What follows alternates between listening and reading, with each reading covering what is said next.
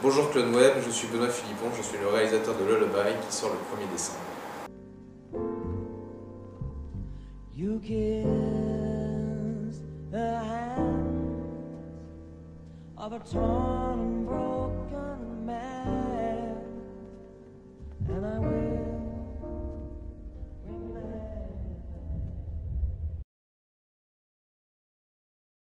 Comment est-ce que t'es venue l'idée de Lullaby? Comment est-ce que tu t'es dit, je vais mettre une fille dans une salle de bain avec un mec en deuil dans une chambre d'hôtel?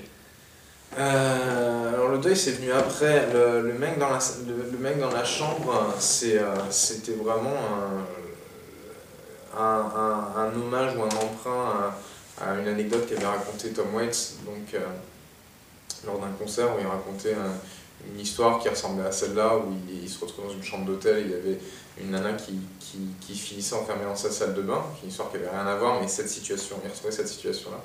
Et j'aimais beaucoup le concept de cette situation-là.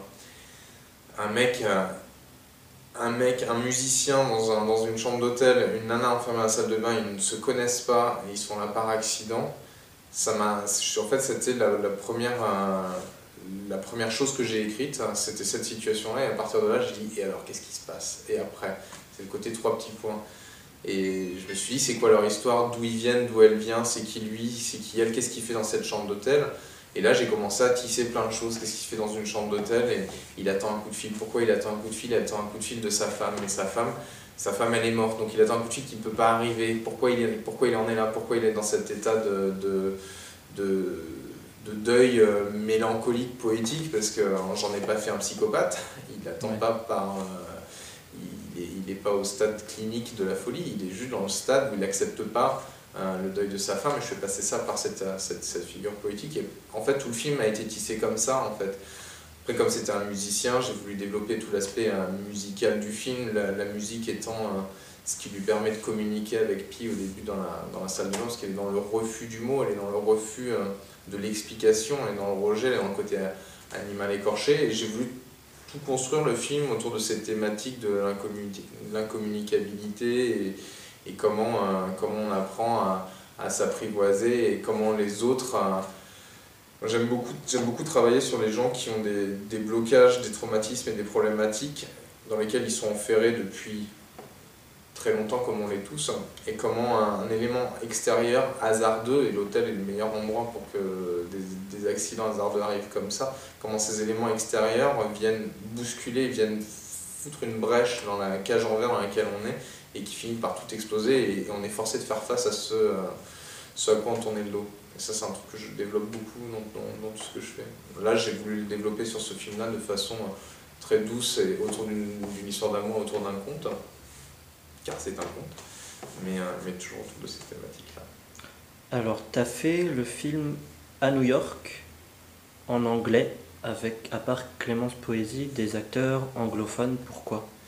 Alors, j'ai pas fait. Alors, ça se passe à New Oui, York. ça se On l'a passe pas à New tourné York, ouais.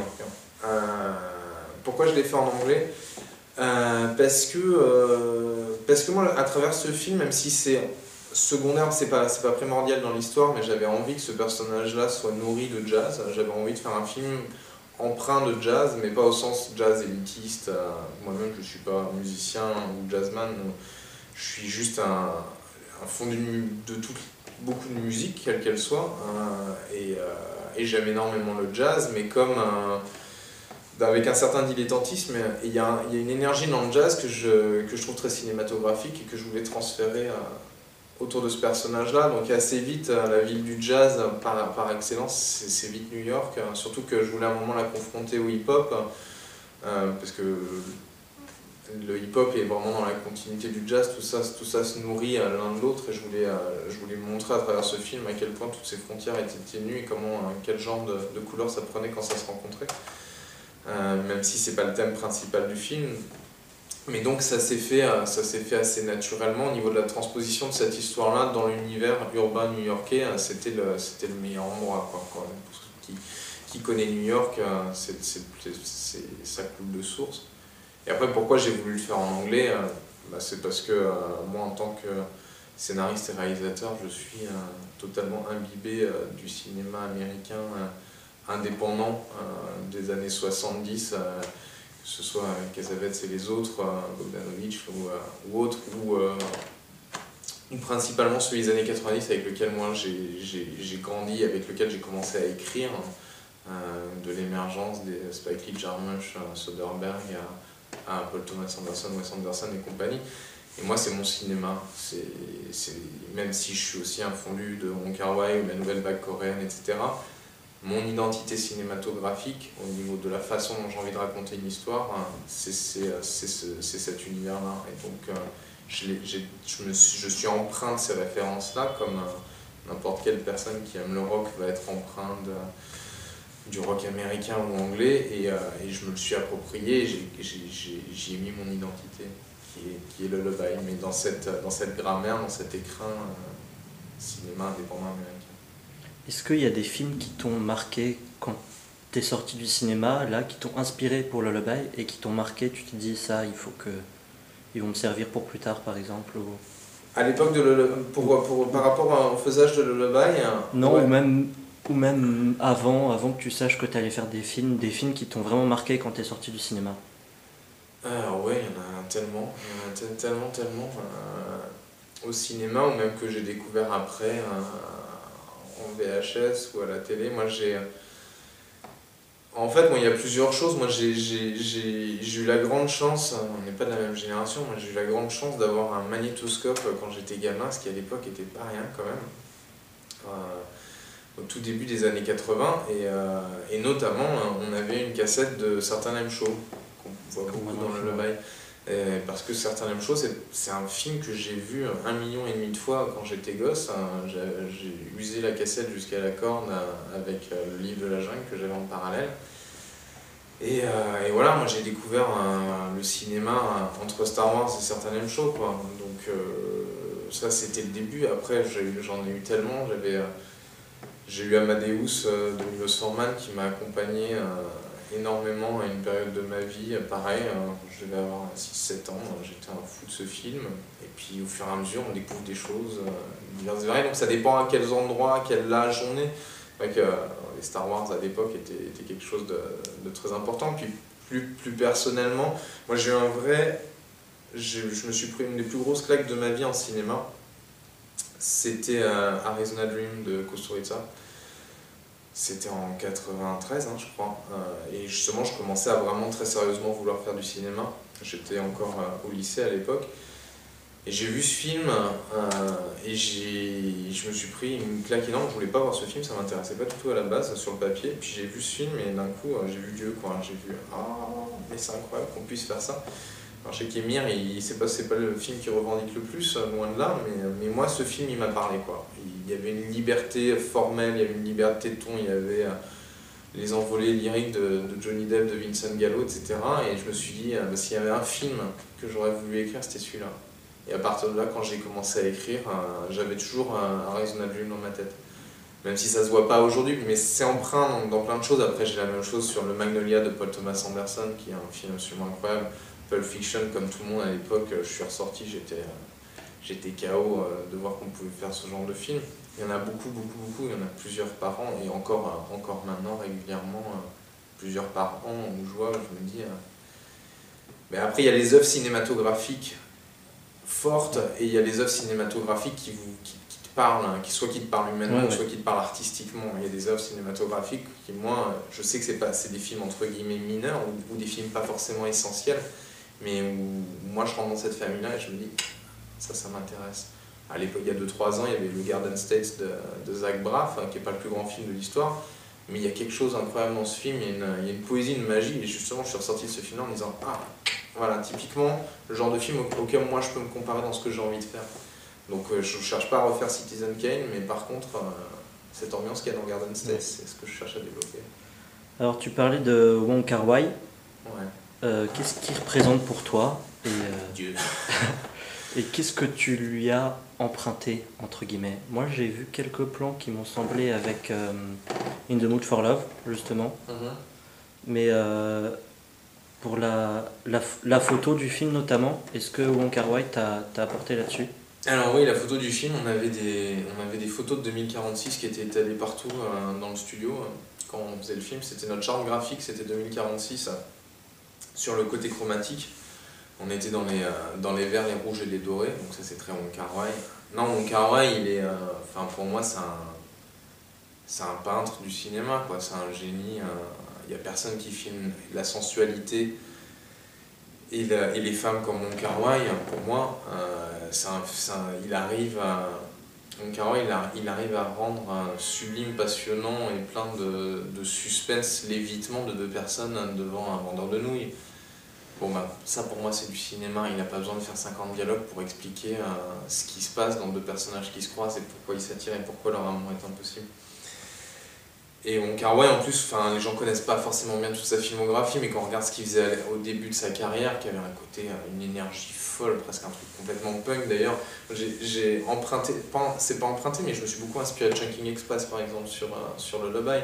Le personnage de Fei Wong dans Chungking Express, c'est Pi, ce personnage complètement fou, allumé, qui vient mettre un joyeux chaos poétique dans la vie, la vie monotone du flic Tony Leung. Le Lullaby, pareil, c'est un peu dans la même famille de tout ça. Donc il y a les thématiques et il y a l'aspect formel. Wong Kar-wai, il a quelque chose d'incroyablement fluide dans sa caméra, il a une sensualité dans la caméra, un côté très organique dans l'image, très matiéré, qui est passionnant. Tout son travail autour des textures qui rend les robes de Maggie Cheung, on en a suffisamment parlé, mais pour moi, il est souvent taxé d'esthétisant. Pour moi, non. Pour moi, il utilise la caméra, le décor, les costumes, il utilise toute la grammaire du cinéma pour soutenir son propos. Ce qui lui permet de ne pas avoir à pas paraphraser ce qu'il cherche à dire systématiquement. C'est pour moi son grand génie. Alors par rapport aux acteurs, qu'est-ce qui t'a charmé dans Clémence Poésy et Rupert Friend? Clémence, moi, ce qui m'a charmé, c'est que moi j'avais eu un souvenir d'elle dans Bruges à l'époque où je la connaissais pas du tout et où elle m'avait pas mal marqué. Je m'étais dit, je connaissais pas cette nana, elle avait tenu tête avec Colin Farrell, je savais qu'elle était française, parce qu'on me l'avait dit, je me suis dit tiens, mais alors d'où elle vient, c'est qui? Et quand je l'ai rencontrée, ce qui m'a charmé, c'est elle, c'est la façon que elle a eu d'appréhender ce script. Elle avait fait un geste très, très mignon, elle m'avait filé à la fin du rendez-vous, elle m'avait filé elle avait pris un Polaroid du scénario, elle m'avait mis un petit mot derrière, quand on voit le Lullaby et quand on voit le personnage de Pi, on se dit bon, je vais pas chercher beaucoup plus loin, ça fait tellement sens. Et puis il y a plein de choses de Clémence qui sont dans Pi et inversement, donc c'est ça qui m'a charmé, c'est cette évidence, quoi. Rupert, ce qui m'a charmé chez lui, ce que je trouvais vachement intéressant chez Rupert, c'est que c'était pas du tout le personnage que je voulais pour mon film.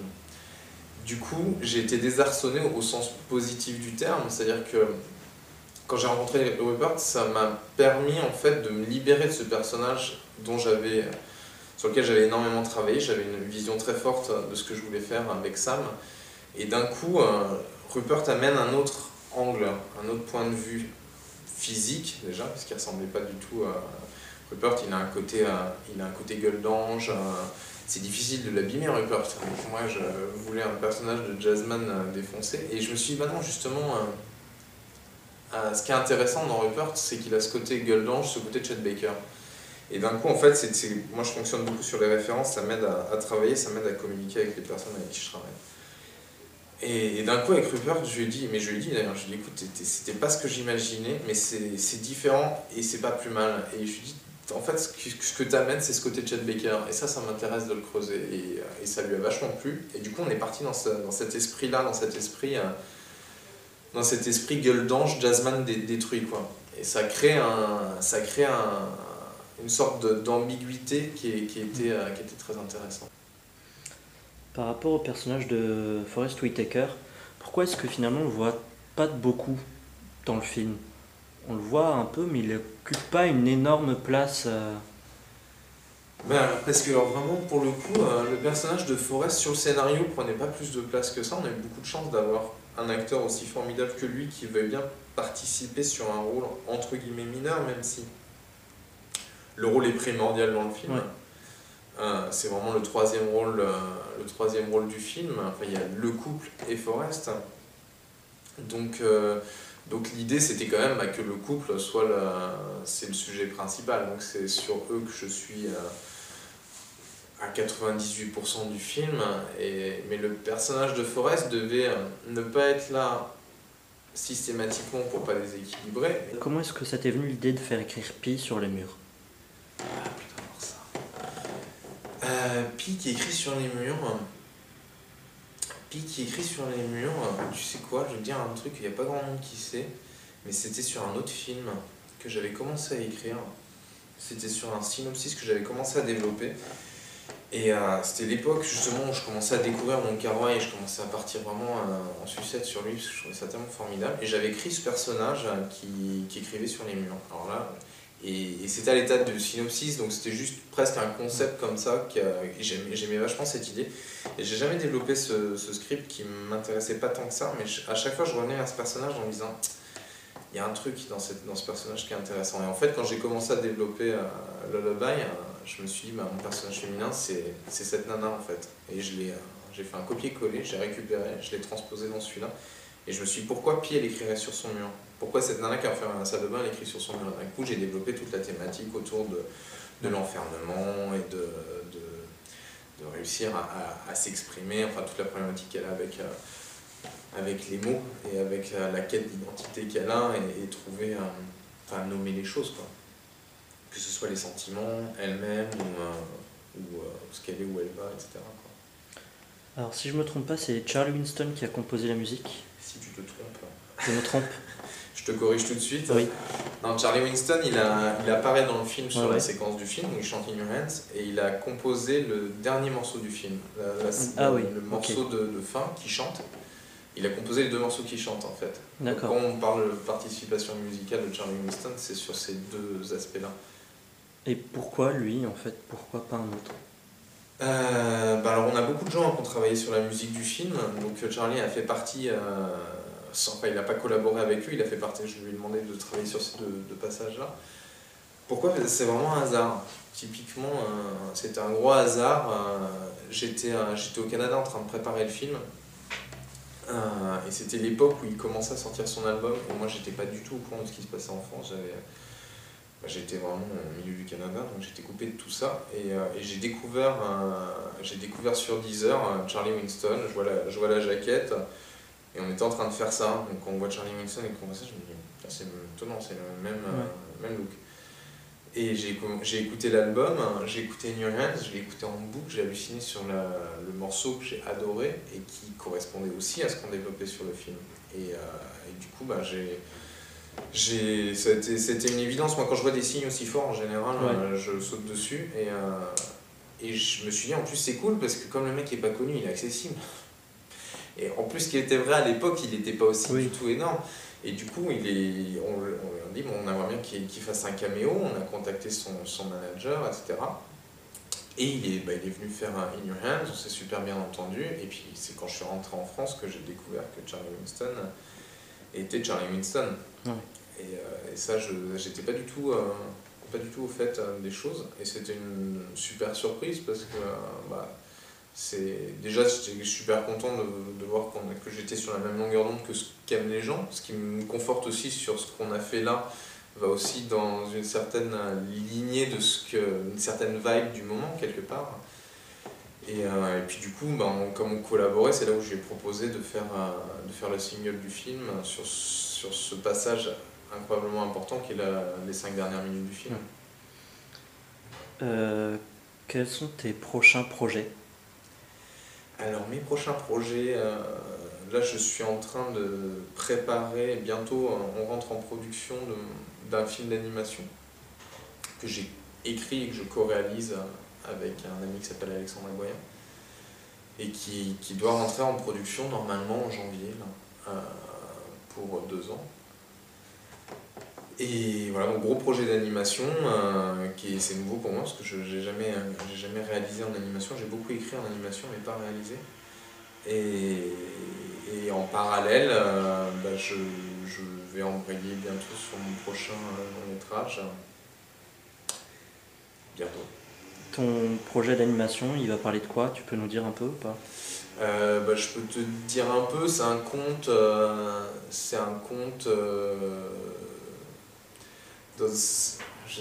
truc, c'est que je sais pas trop si je peux en parler ou pas.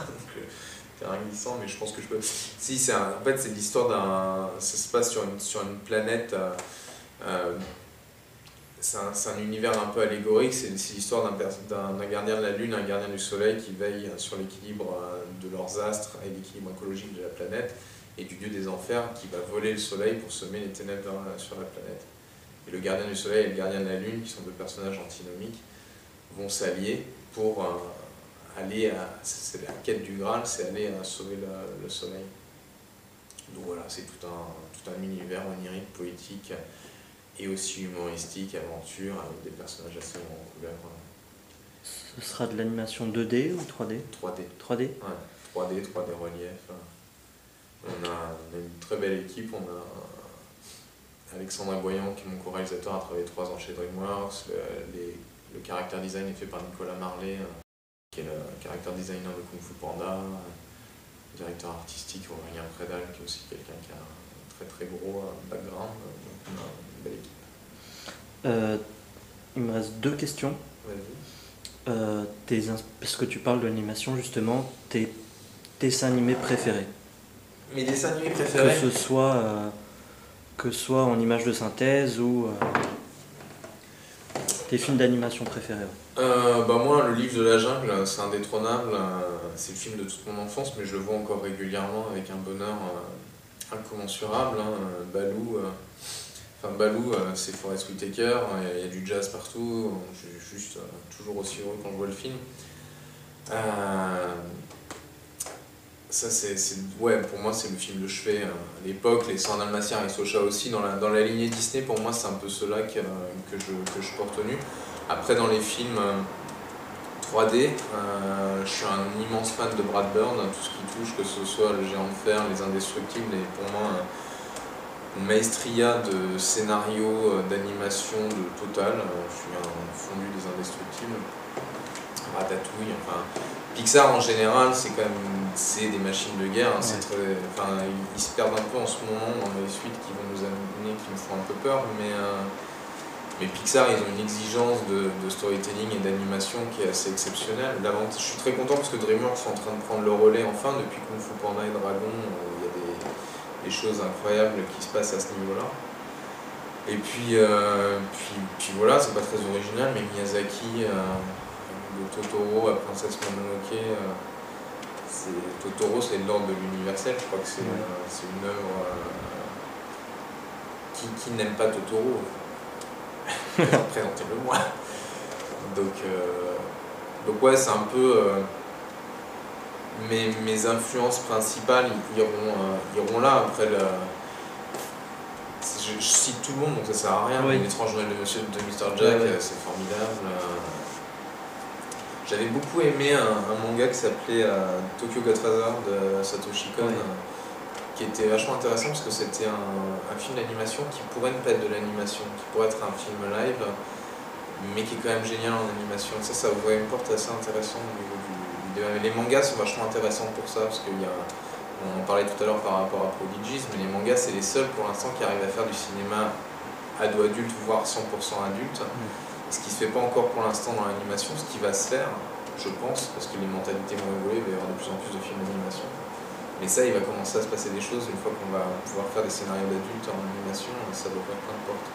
Alors ma dernière question, tes derniers gros coups de cœur au cinéma? Mes derniers coups de cœur au cinéma.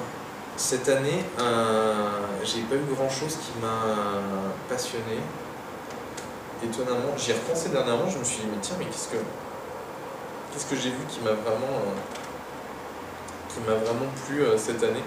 Bon, enfin, un de mes gros coups de cœur de cette année, et je le revendique haut et fort parce qu'il a été injustement blacklisté, c'est Mr. Nobody, le film de Jacob van der Meel, qui est pour moi un bijou absolu et qui est passé inaperçu d'une façon totalement injuste que je ne comprends pas. Donc ouais, pour moi c'est un des films forts de l'année. Après, comme tout le monde, Inception, ça pose ça pose un univers assez fort. Mais j'ai pas eu cette année, j'ai pas eu le petit film, le fameux petit film indépendant américain. L'année dernière, il y avait eu le Away We Go de Sam Mendes qui était tellement incroyable. Comme tous les Sam Mendes, en fait, presque. Ouais, mais là, il a cette velléité de faire un vrai cinéma indépendant, sans star, sans argent, et en racontant une histoire avec une force de vérité, d'authenticité comme on en a assez rarement. Voilà, comme je sais plus si c'était l'année d'avant, mais il y avait le Short Bus de John Cameron Mitchell. Voilà, ce genre de petits ovnis. Cette année, de mon souvenir, il n'y en a pas eu un qui me soit resté, ou alors je l'ai oublié, c'est possible. Il y avait eu Marianne Max aussi, le film en stop motion australien qui était un bijou d'animation et de scénario.